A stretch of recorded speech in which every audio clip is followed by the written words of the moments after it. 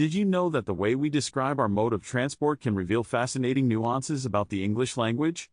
Let's dive into why we say on a train instead of in a train. In this video, you'll explore the quirky intricacies of English prepositions, particularly focusing on the phrase on a train and what it tells us about our language. It's a small phrase, but it opens up a world of understanding about how we perceive travel and community in English. Presentation of problem/challenge. Now, let's get into the thick of it. Many English learners and even native speakers wonder why we use on for trains, while we use in for cars or buses. It's a question that pops up quite often and really highlights the complexities of English prepositions.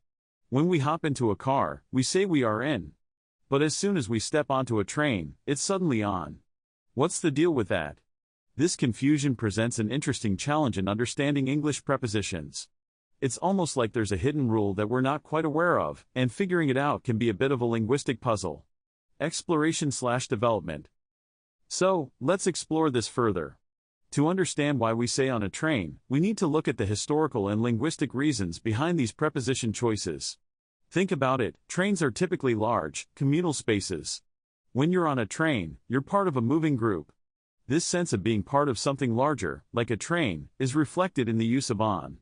It's not just about where you are, it's about the experience of travel itself. In contrast, when you're in a car, that's a more personal, private experience. You're enclosed, surrounded by the car's interior, which is why it feels right.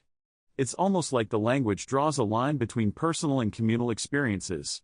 So, as we dive deeper, we discover that our language reflects our relationship with these modes of transportation.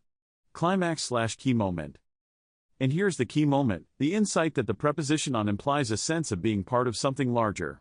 When you say you're on a train, it highlights that communal and open space. You're not just inside a vehicle, you're part of the movement, the energy, and the journey that connects multiple people, destinations, and experiences. This subtle distinction tells us a lot about how we perceive travel as a shared adventure rather than a solo one. Conclusion/summary.